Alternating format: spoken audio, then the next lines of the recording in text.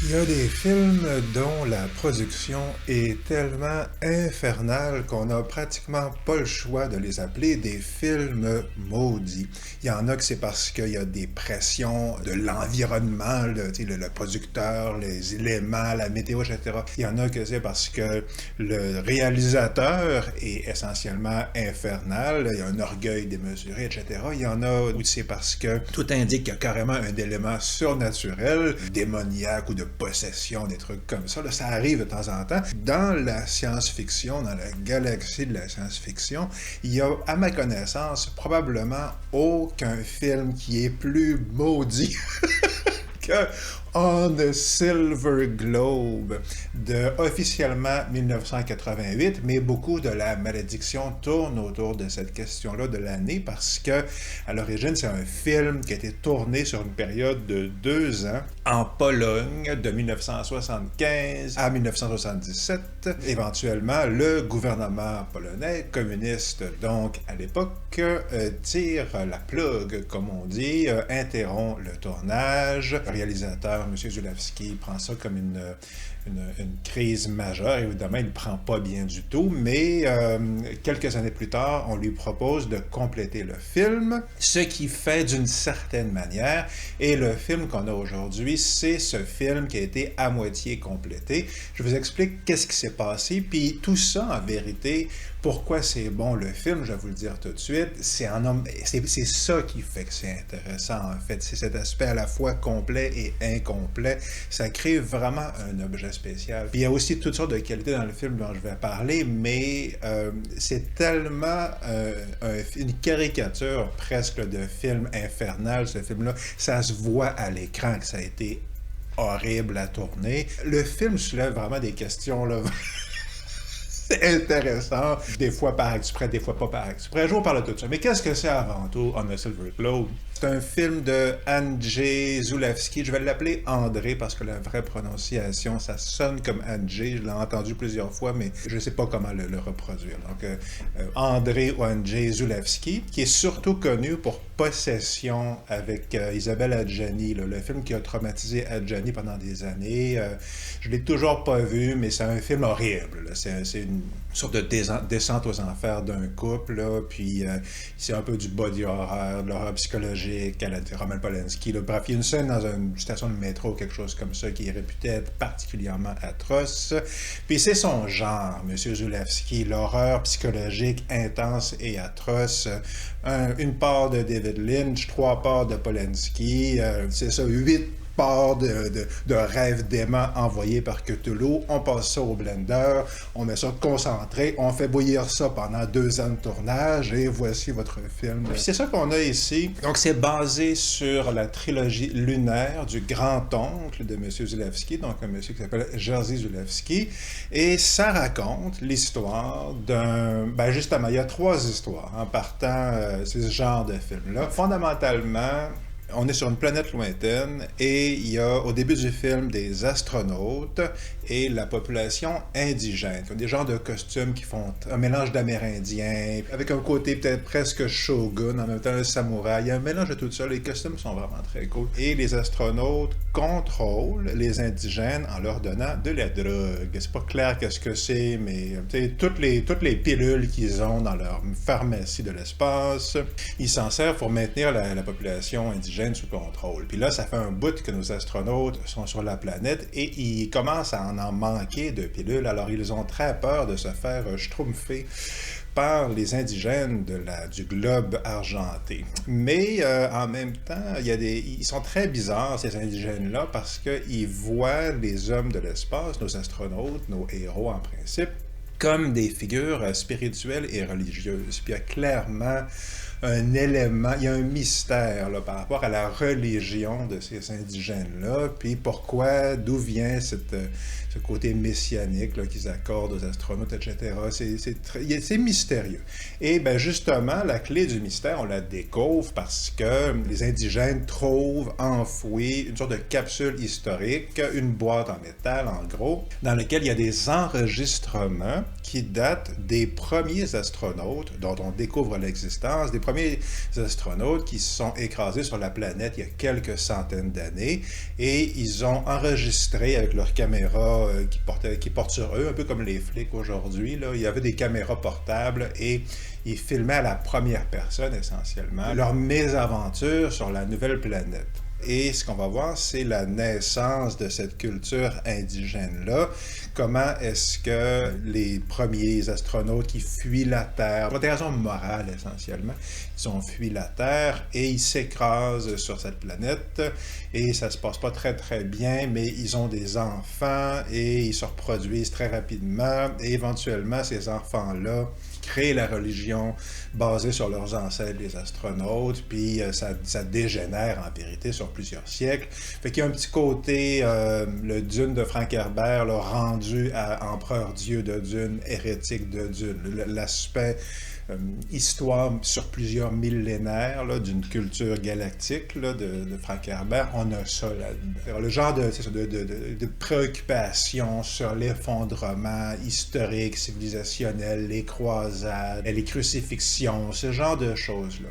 Fait en gros, on va suivre l'ascension et la déchéance, si on veut, de cette culture de l'espace. On va suivre aussi en même temps, c'est la troisième histoire, comme vous pouvez voir, c'est assez touffu. On va voir narré par M. Zulawski lui-même, notre réalisateur, ben, il apparaît en voix off essentiellement, puis il nous dit ben voici le passage que j'avais prévu tourner, mais j'ai pas pu le tourner et je vais jamais pouvoir le tourner, alors voici qu'est-ce qu'on aurait vu à la place. Il nous le décrit. Pendant qu'on voit des images qu'il a tournées un après-midi en Pologne, là, des gens sur la place publique ou des zooms sur des forêts, des trucs comme ça. Puis le film, en vérité, c'est ça, commence et finit avec un mini commentaire de Zulawski. Au début, il dit « Ce film ne sera jamais complété ». Puis il y a un côté poétique comme ça. Ça fait qu'en vérité, le film raconte non seulement les deux histoires, le récit en tant que tel, mais raconte de manière un méta-commentaire en vérité sur la réalisation du film, puis en vérité sur la création artistique en général.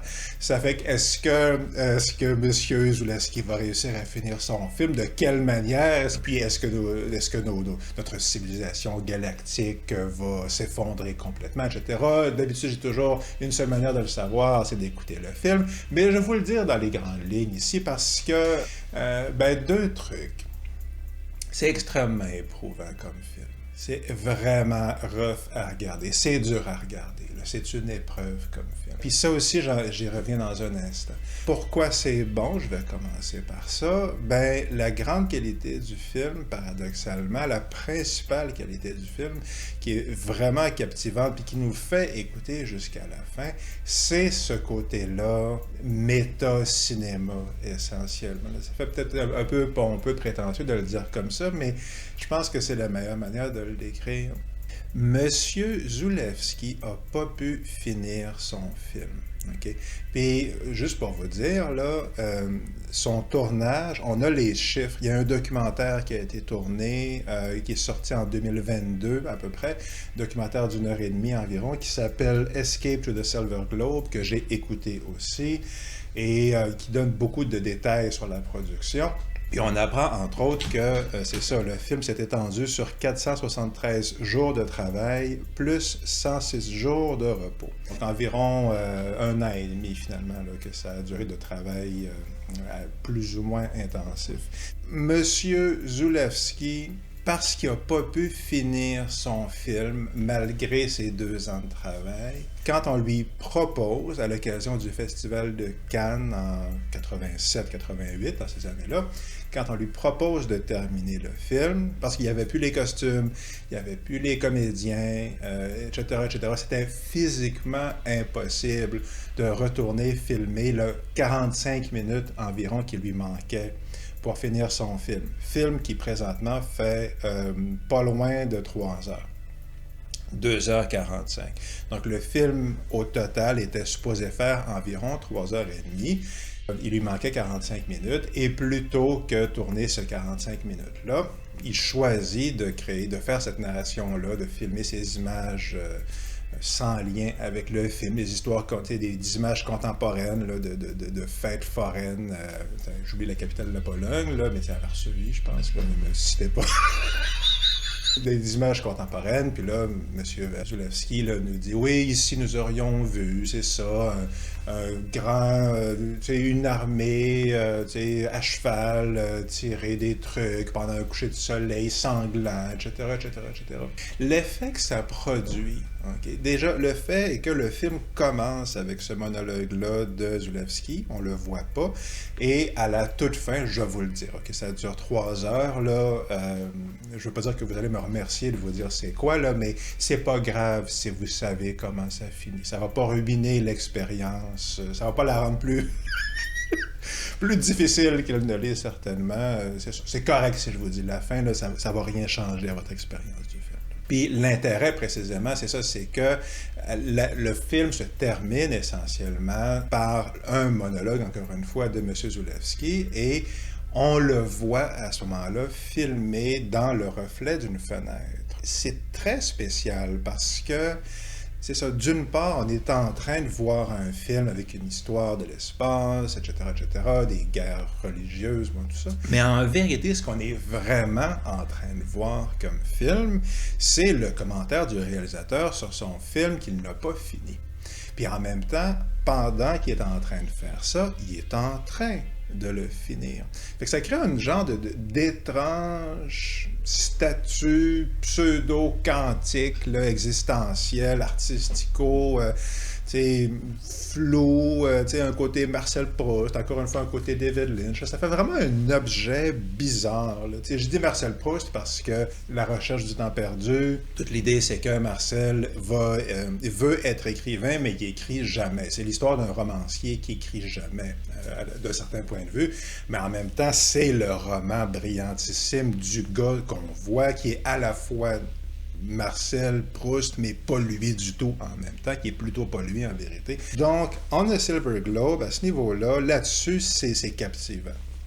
Avec la grande qualité, pourquoi c'est bon, la principale qualité du film, paradoxalement, c'est que justement, le film n'a pas été fini et la solution que M. Zulawski, le réalisateur, trouve, c'est de faire ce commentaire avec les images en voix off et ça crée un objet qui n'est pas du tout le film d'origine. Comme il dit dans son prologue, le film ne sera jamais complété, qui crée complètement autre chose, autour du 80%, 75-80% environ du film qui avait tourné. Ça donne une œuvre d'art pas mal unique, en vérité, certainement au cinéma. Puis qu'à ce niveau-là, c'est vraiment captivant. C'est fascinant et captivant. Et cette fascination-là, vous allez en avoir besoin parce que, comme je l'ai dit, c'est pas loin de 3 heures et c'est vraiment intense. C'est quand même pas la seule qualité du film. J'ai mentionné le côté civilisation sur plusieurs centaines d'années, le côté hérétique de Dune, etc.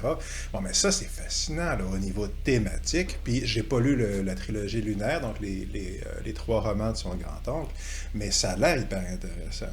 Éventuellement, il découvre qu'il y a une race extraterrestre plus ou moins maléfique, des gens d'hommes oiseaux, là, télépathes, etc. Donc, tout ça, c'est vraiment hyper intéressant. Puis, c'est ça, l'aspect évolution d'une société théocratique, en vérité, ça, c'est vraiment très, très, très cool.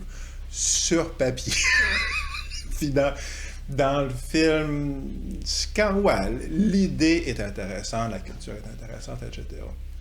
Puis le troisième aspect qui est intéressant du film aussi, visuellement, il y a beaucoup de belles affaires. Puis vous voyez comment je phrase un peu ma présentation ici, là, c'est que, bon, si on regarde des extraits du film, si on ne regarde pas le film au complet, puis on fait juste regarder une séquence de 3-4 secondes ou 10 secondes du film. Dans le documentaire, par exemple, Escape to the Silver Globe, c'est ça qu'on voit.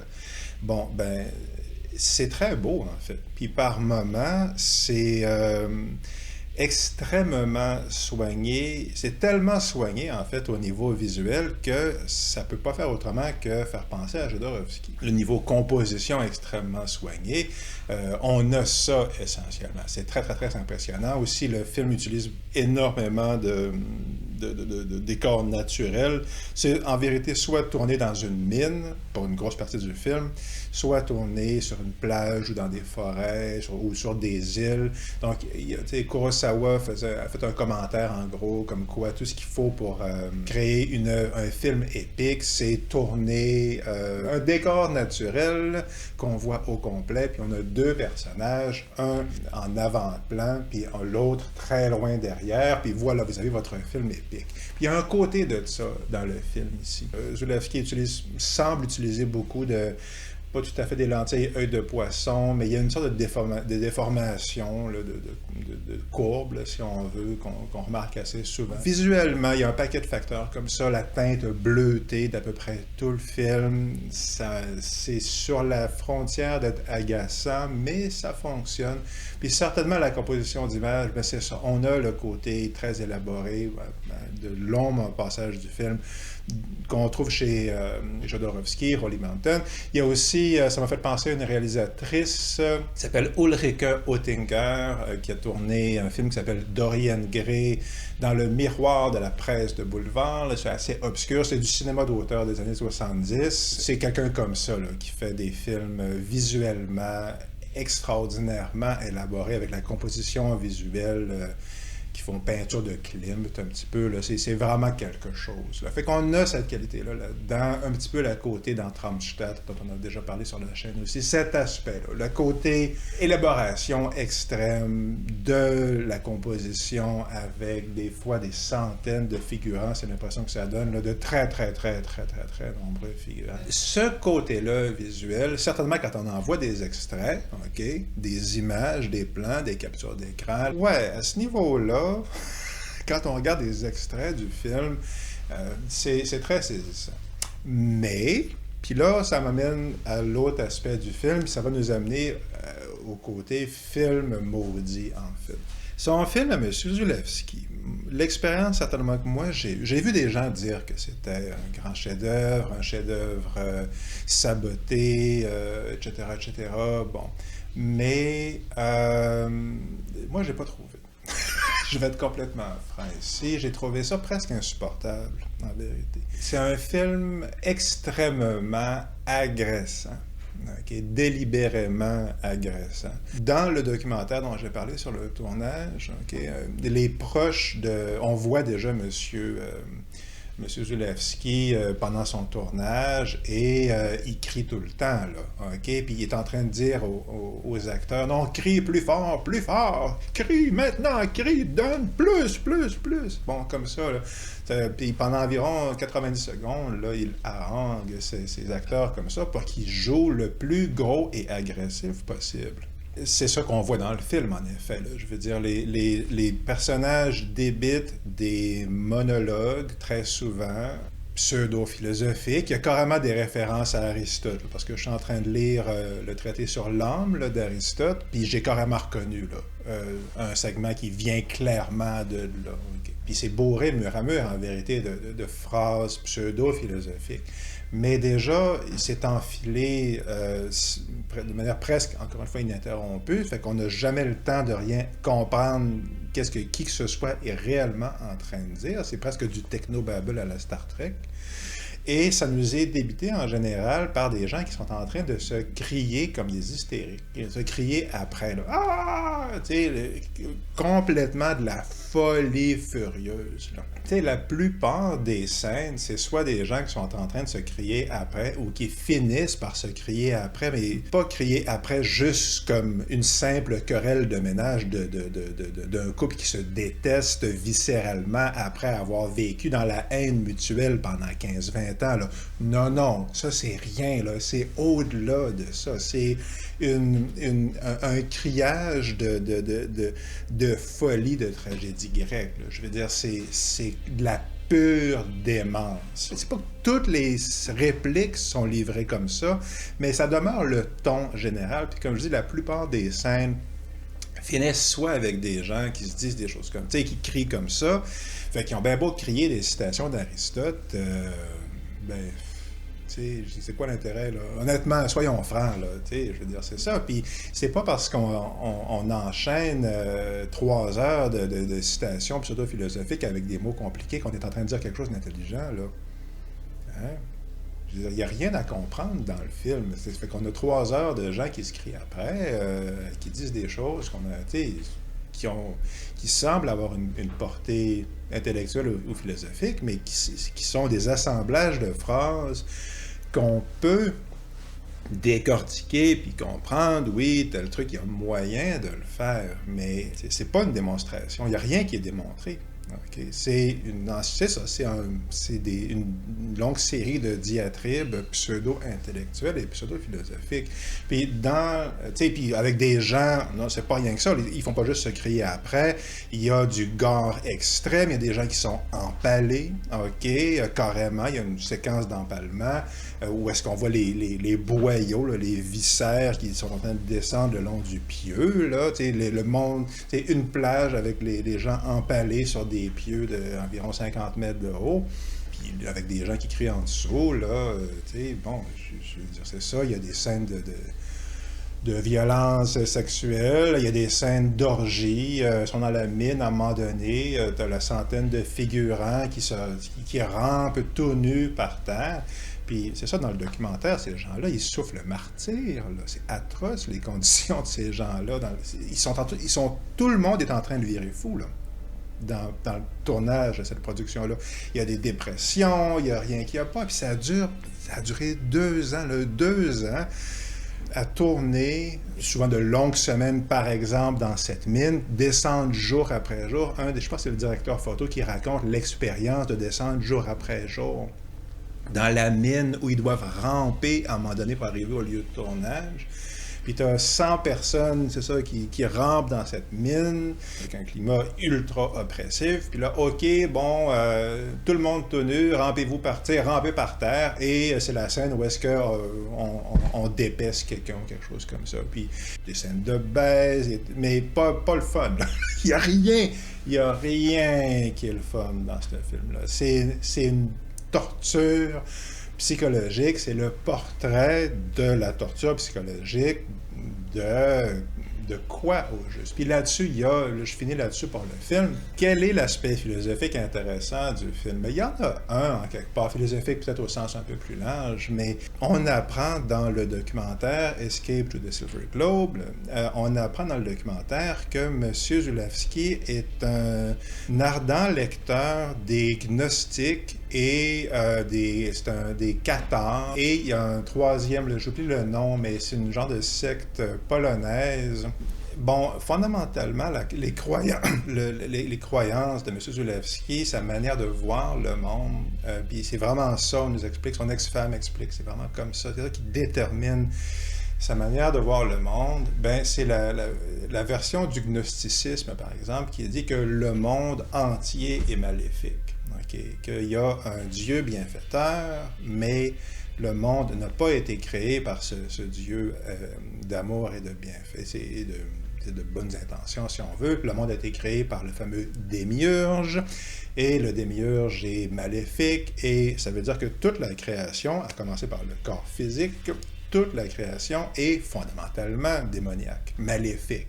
Puis la troisième secte, j'oublie le nom, c'est encore plus intense que ça. C'est la version troisième degré là, de douleur et d'abjection, puis c'est de la folie furieuse, en quelque part. Son ex-femme, je pense que c'est elle dans le documentaire, explique que quand on comprend ça, on comprend vraiment pourquoi ces films sont comme ça, parce que en vérité, c'est ça qu'il est en train de montrer, M. Zulawski, là. Puis il est en train de nous montrer les tourments une sorte pas d'horreur cosmique à la Lovecraft, parce que chez Lovecraft, il y a une horreur cosmique un peu comparable, mais ça vient du fait que le cosmos est énorme et se fout de nous autres. Donc, ce qui paraît être maléfique est en vérité plutôt de l'ordre de l'indifférence. Mais chez Zulawski, l'univers est carrément maléfique. Puis c'est ça qu'on va voir tout le long du film, comment ça se reflète, comment tout n'est que souffrance et douleur, etc.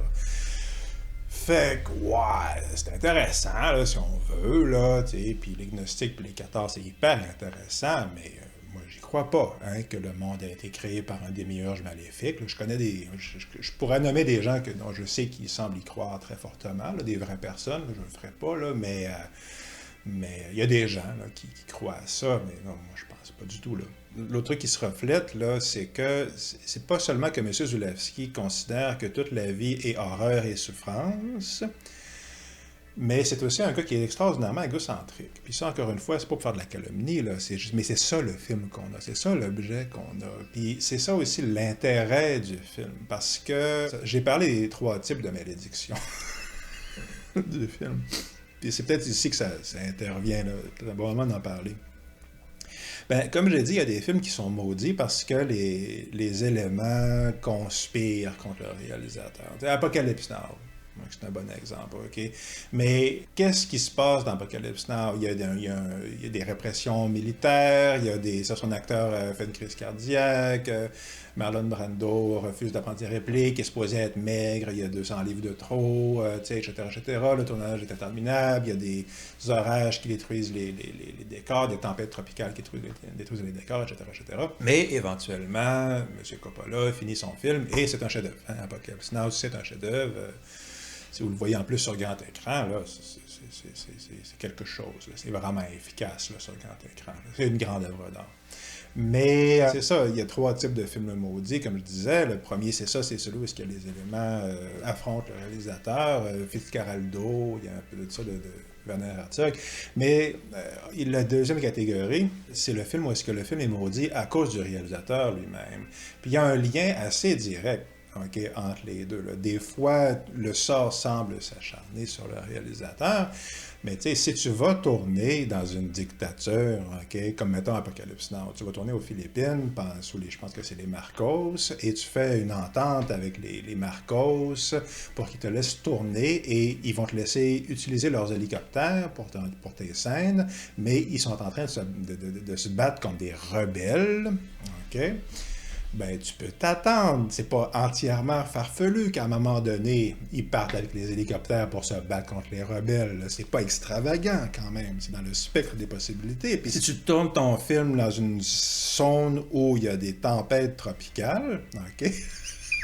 C'est pas farfelu qu'à un moment donné, il y a une tempête tropicale dans ton film qui se produise pendant ton tournage. Fait que dans le cas d'Apocalypse Now, c'est parce que son tournage a duré beaucoup plus longtemps que ce qu'il avait prévu, pour un paquet de raisons. Puis c'est souvent ce qui se passe dans les films maudits, il y a des gens de délai comme ça. Puis ça se passe ici, là, dans On a Silver Globe. Bon. Waterworld aussi, autre bon exemple. Waterworld de Kevin Costner.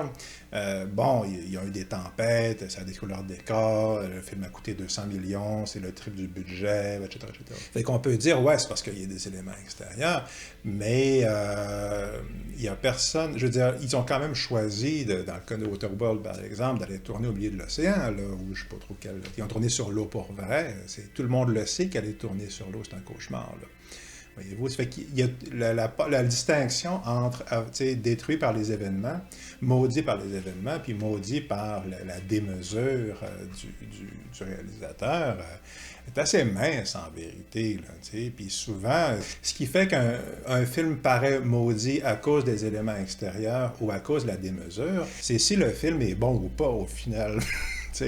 Comment ça s'appelle, Heaven's Gate, le film de Michael Cimino, ben, c'est une autre production infernale. Puis dans son cas, à lui, ça a détruit le studio, c'est bien connu. Le western qui dure 4 heures avec Chris Christopherson, là, il y a une séquence, je pense, de patin à roulette dans un western, puis ça dure, je pense, 1 heure. J'ai pas vu, là, mais c'est complètement n'importe quoi. Là. On va faire 95 prises de la séquence où est-ce que Christopherson donne un coup de fouet, séquence qu'on va voir pendant 1 seconde dans le film ou 3 secondes dans le film. On fait 95 sans prise parce que le nuage en arrière n'est pas parfait.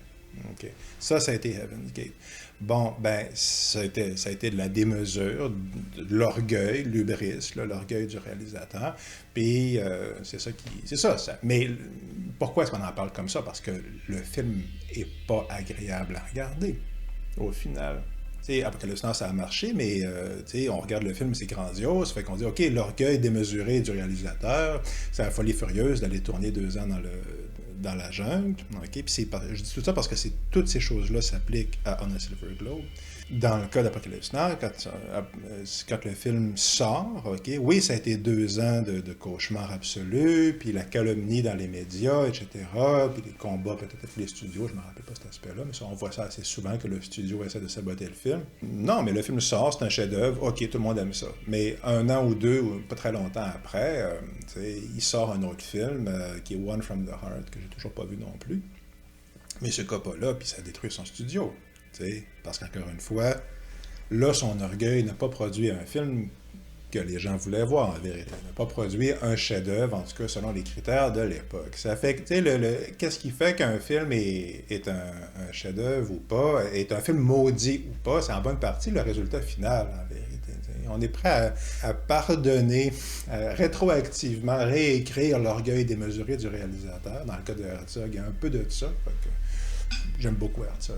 Tu sais, Fitzcarraldo, tu vas tourner avec Klaus Kinski dans un torrent en Amazonie, puis ton histoire, c'est pourquoi est-ce qu'un directeur de maison d'opéra est un fou furieux parce qu'il veut faire monter un bateau au-dessus d'une montagne, puis il est fou furieux parce qu'il va faire ça, puis toi, ton film, pour le faire, Herzog a lui-même essayé de faire monter le bateau au-dessus de la montagne. Okay?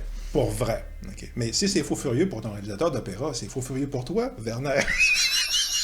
Ça pour dire qu'au final, Fitzcarraldo, c'est un excellent. Je veux dire, moi, j'adore ce film-là. C'est très, très, très, très, très bon, là, un grand film. Ça fait quoi? Avec le recul, on se dit la démesure du réalisateur était justifiée ici. Donc, du coup, ça cesse en quelque part de la démesure. Puis, qu'est-ce qu'il y en est ici dans le cas de On a Silver Globe? Le paradoxe ici, c'est que si le film n'avait pas été interrompu, si M. Zulawski avait pu terminer son film, on aurait eu un film de 3h30, hyper extrême et grotesque, avec, c'est ça, du gore, puis des gens qui se crient tout le temps, continuellement, avec un dialogue incompréhensible. C'est impossible de suivre ce qui est en train de se passer là-dedans. Puis, j'ai pas mentionné aussi que la réalisation, oui, c'est beau, mais c'est n'importe quoi ce qu'il est en train de faire. Là, les mouvements de caméra, puis tout ça, c'est dérangeant, c'est déconcentrant. Là, plutôt, il fait n'importe quoi pour faire n'importe quoi. Puis l'intérêt, il est là, en fait. C'est ce qu'on est tout le temps en train de voir dans le film de On a Silver Globe, c'est l'orgueil démesuré de M. Zulawski. C'est ça qu'on voit dans le film. On voit la démesure totale de ce gars-là, puis en plus, c'est un gars qui a une vision existentielle, c'est l'affaire de Demiurge que je mentionnais tantôt. C'est un gars qui a une vision de la vie basée sur la cruauté et la folie. Là. C'est pas un adorateur de Cthulhu, là, mais c'est pas loin d'être ce genre-là, métaphoriquement. C'est le genre de gars qui pourrait être un adorateur de Cthulhu. Le genre, là, OK? La vie est horreur, la vie est cauchemar. Là. C'est ça, c'est de la folie furieuse, son affaire. Puis il torture son équipe de tournage et ses comédiens, OK? Pendant 2 ans, dans des conditions là, insupportables et inimaginables. Vous regardez le documentaire, c'est un cauchemar total.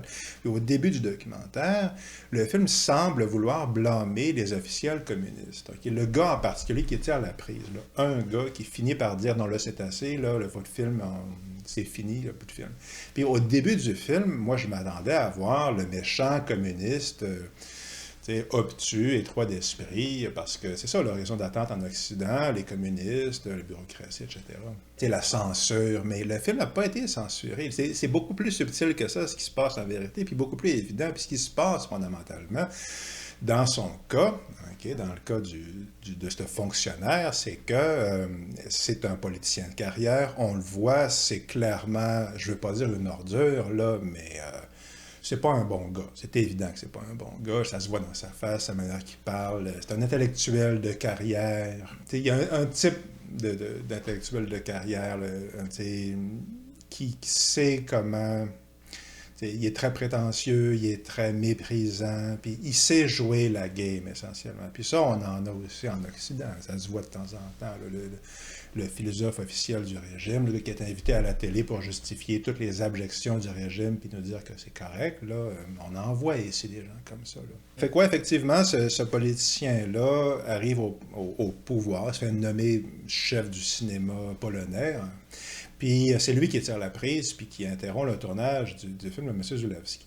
Puis M. Zulawski le prend comme une trahison, puis au début du documentaire, donc on s'attend à voir, c'est ça, un film où le méchant, c'est les communistes, le politicien communiste, et le héros, c'est Zulawski. Mais en vérité, plus le film avance, moins que c'est ça. Finalement, au final, la conclusion du documentaire, c'est plus ou moins qu'il est horrible, M. Zulawski, je suis désolé de le dire, là, c'est horrible qu'est-ce qu'il fait là. Puis le politicien, il a complètement tort, puis c'est complètement un carriériste. Mais le truc, c'est que pourquoi est-ce qu'il a tiré la prise? Pour des raisons personnelles. Il a tiré la prise parce qu'il voulait montrer que c'était rendu lui le patron.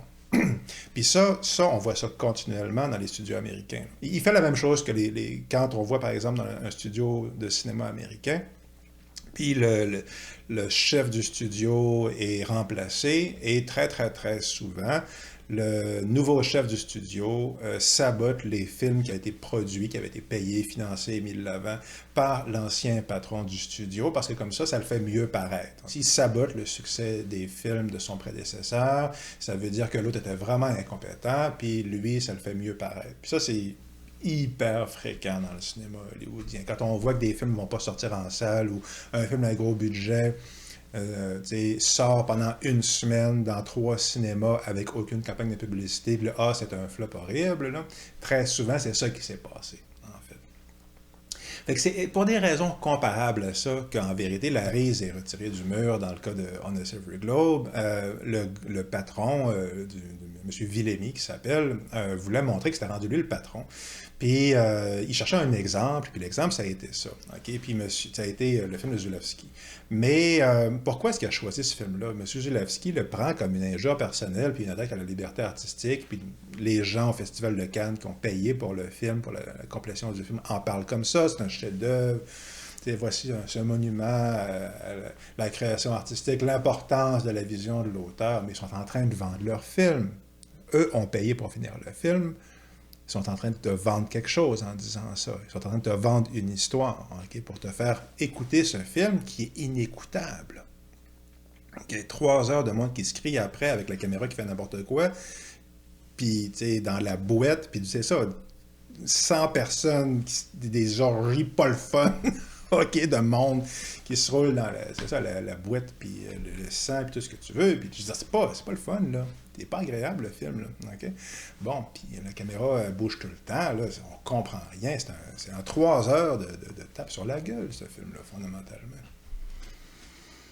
Fait que, c'est ça. Puis le tournage avait duré 2 ans, puis le Festival de Cannes disent, oui, ce film est le triomphe, l'importance, démontre l'importance de laisser les auteurs s'exprimer. Bon, mais parce qu'ils veulent vendre leur film. Puis le producteur, le Polonais, là, okay, qui est sur la prise, ben tout ce qu'il veut en vérité, c'est montrer que c'est rendu lui le patron. Puis il cherche un exemple, puis il prend le film dont le tournage dure depuis 2 ans, okay, puis il choisit. Qui est-ce qu'il choisit? C'est ça. Zulawski pense que c'est. Il en parle comme si c'était un complot tombé du ciel ou si c'était pas mérité, mais ça fait 2 ans que tu tortures ton monde, là, OK? Ça t'a pris 2 ans de tournage pour arriver à un film de presque 3 heures, dont il manque encore 45 minutes, donc tu n'as même pas fini après 2 ans. C'est insupportable, on ne comprend rien, OK? Puis tu fais ça basé sur le livre de ton grand-oncle, en partie, purement pour des motifs égoïstes et personnels, ultimement. S'il avait fini son film en dedans de 2 ans, c'est quand même assez long pour finir un film, là, il aurait fini son film. C'est parce qu'il n'avait pas fini après 2 ans. Ça fait que si tu cherches quelqu'un, si c'était le politicien polonais, puis tu cherches quelqu'un à fusiller sur la place publique, là, métaphoriquement, là, ben, on va prendre lui, hein, c'est assez évident comme exemple. C'est pas entièrement non justifié. Là. Fait que oui, le Polonais est entièrement de mauvaise foi, le producteur est entièrement malhonnête et de mauvaise foi. Mais, tu sais, c'est pas une victime, là, Zulawski, là, OK? Il a couru après, là, tu sais, puis encore une fois, il a vraiment maltraité son monde. Là, j'ai mentionné qu'il y avait 3 types de malédictions, puis le troisième, c'est le côté surnaturel, puis le fait est que des fois, ça se voit, il y a un James Bond de License to Kill, où est-ce qu'il y a des affaires qui se passent bizarres pendant le tournage. On entend des fois parler d'histoires comme ça. Poltergeist, il y a beaucoup de monde qui est mort pendant le tournage. Mais en vérité, quand on va regarder, très souvent, c'est des légendes urbaines. Là. Des fois, c'est troublant, mais dans le cas de Poltergeist, par exemple, l'élément surnaturel, et ça aussi, c'est une légende un peu, peut-être, je sais pas si c'est pour mousser les ventes, mais bon. Mais dans le cas de On the Silver Globe, il y a un élément surnaturel, et puis la malédiction, elle n'est pas sur lui, elle est sur le Villemi, sur le politicien polonais qui a interrompu son tournage. Parce que M. Zulawski s'est fait faire un objet magique par un genre de chaman. Lui appelle ça un chaman, c'est le mot qu'il emploie, en Afrique, un sorcier africain essentiellement. Puis il demande au sorcier africain de lui fabriquer un objet magique qui va lui permettre de sauver son film, essentiellement. Protéger, sauver son film. Puis après quelques semaines, le sorcier africain revient avec une veste qu'on voit dans le documentaire, un manteau essentiellement, donc un manteau magique. Et M. Zulawski nous explique dans le film qu'il l'a mis une fois, ce manteau magique-là, et qui est conçu pour protéger son film. Et le lendemain, M. Villemi, le politicien polonais, est mort dans un écrasement d'avion. Fait que, quand même. Puis le paradoxe, puis là, ça c'est ma conclusion, le grand paradoxe, c'est que c'est parce que le film a été interrompu qu'on considère aujourd'hui que c'est un grand film. Ce qui rend le film génial, c'est le fait qu'il n'a jamais été complété et ne sera jamais complété, cet élément-là. Parce que le film en tant que tel, comme je l'ai mentionné, il est complètement inécoutable. C'est un échec artistique, pas à tous les niveaux, mais pas loin. Là. Je veux dire, c'est pas comme ça. Okay? C'est pas pour moi, en tout cas. Si on fait juste mettre des mouvements de caméra aléatoires qui n'ont aucune fonction, puis on fait juste enfiler des platitudes pseudo-intellectuelles pendant 3 heures, OK, c'est impossible de comprendre. Puis si on a des gens qui sont tout le temps en train de se crier après, puis de s'arracher les cheveux, puis de se rouler par terre, puis c'est rien que ça pendant 3 heures, OK, puis c'est ça, du gore, puis des viols, puis des affaires de même, c'est rien ça, c'est pas, qu'est-ce que c'est? C'est pas, tu sais, puis ça se fait, là, tu sais, Cannibal Holocaust, c'est horrible, hein, comme Cannibal Holocaust comme film, mais c'en est un chef-d'œuvre artistique. Puis c'est aussi, bon, c'est un sujet pour un autre jour, parce que c'est hyper glauque, tout ce que vous voulez, mais ça marche comme film. Là. Artistiquement, il y a moyen de faire un film comme ça, OK? Un film extrême, tu sais, mais le film en tant que tel que Zulawski avait prévu tourner, OK, c'est pas un bon film. Le délire égocentrique d'un fou furieux à beaucoup de points de vue, là, avec des belles images. Bon. Mais parce que le film est interrompu, le métafilm, le commentaire que Zulawski crée à l'intérieur du film avec ses narrations, transforme le film. Puis ça, c'est absolument génial, en fait. Émotivement, ça fonctionne. Il y a quelque chose, non seulement d'évocateur, mais de profond, en vérité, là-dedans. Puis, puis ce qui a rendu ça possible, c'est, on pourrait presque dire, c'est ça, c'est le sacrifice de ce Polonais, de ce politicien polonais. C'est le fait qu'un politicien obtus, carriériste, manipulateur de mauvaise foi, le politicien polonais a choisi pour des raisons abjectes, okay, oui, de détruire un film, mais qu'il méritait en bonne partie, je suis désolé de le dire. Là. Il y avait des bonnes... Disons que c'était pas entièrement injustifié. Là, okay? Il aurait pu choisir plus injuste là, que le gars qui torture le monde depuis 2 ans puis qui dépense des montagnes d'argent. Là, okay? Bon, mais c'est ça, ce politicien-là a interrompu le film et du coup a rendu le film possible, a créé la légende du film. Puis en plus, il est mort dans des circonstances, une malédiction africaine. Là. Ça fait qu'il est ça, il est mort pour nos péchés. Ce politicien véreux, tu sais. Fait que c'est ça. Si Zulawski avait pu finir son film, je suis pas mal certain qu'on en parlerait comme un des pires échecs artistiques certainement du cinéma d'auteur, du cinéma d'Europe de l'Est, de science-fiction, mais je veux dire, c'est n'importe quoi, là. C'est catastrophique. En vérité, son truc. Mais parce que le film a été interrompu, parce qu'il a été maudit, ben, la malédiction du film, c'est sa rédemption, en fait. Ça transforme ce qui s'enlignait pour être une catastrophe, puis ça le transforme en un objet sublime, en vérité, qui est intéressant à regarder, quoique, je dois le dire, assez éprouvant. Il faut avoir pas mal d'affaires, pas juste les nerfs, faut être pas mal solide pour écouter le film au complet. Là, c'est ça. Le film en tant que tel est pas pour moi. Là. Je vois difficilement à qui ce film-là s'adresse ou se serait adressé s'il avait été complété comme Zulawski l'avait voulu. Mais comme c'est là, cet étrange objet unique, en vérité, On a Silver Globe, avec les séquences rajoutées par Zulawski, devient, c'est ça, un commentaire sur la souffrance, mais la création, comment l'adversité, puis encore une fois, une question philosophique beaucoup plus profonde que les pseudo-réponses pompeuses dont il percer son film tout au long. Là. Ça fait que pourquoi c'est bon? Parce que c'est ça, parce que en interrompant son film, parce que son film a été maudit, il est devenu une sorte d'objet presque sacré. Vraiment unique, vraiment intéressant, puis il n'y en a vraiment rien comme ça. Il y a vraiment juste un film comme On a Silver Globe. À la prochaine.